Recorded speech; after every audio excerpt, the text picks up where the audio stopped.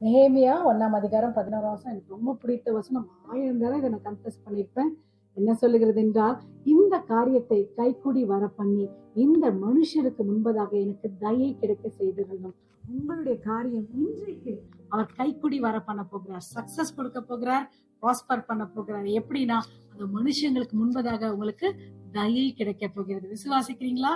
ஜெபிக்கலாமா? அந்த தகப்பனே, உடைய வார்த்தைக்காக நன்றி. நாங்கள் சொன்னது போல இன்றைக்கு இந்த காரியத்தை நீர் கைகூடி வர செய்யும். பிள்ளைகள் எதுக்கெல்லாம் போறாங்களோ அங்க தயை கிடைக்கட்டும், இரக்கம் கிடைக்கட்டும், வெற்றி கிடைக்கட்டும், ஜெயம் கிடைக்கட்டும். இந்த நாள் ஒரு ஆசீர்வதிக்கப்பட்ட நாளாய் இருக்கட்டும். எல்லா காரியத்தையும் நீ பொறுப்பெடுத்துக் கொள்ளும். புதிகான மகிமை நமக்கு செலுத்துகிறோம். இயேசுவின் நாமத்தில் ஜெபத்தை எடுக்கும் நல்ல பிதாவே, ஆமேன். எஸ்பெஷலி நீங்க இன்டர்வியூ ஆர் எங்க போனாலும் இந்த வசனத்தை உரிமை பாராட்டிக் கொள்ளுங்க. உங்களுக்கு ஜெயம், இந்த காரியத்தை கைக்குடி வர பண்ணுவார். இந்த நாள் ஒரு ஜெயமான நாளா இருக்க போகுது. ஆமேன்.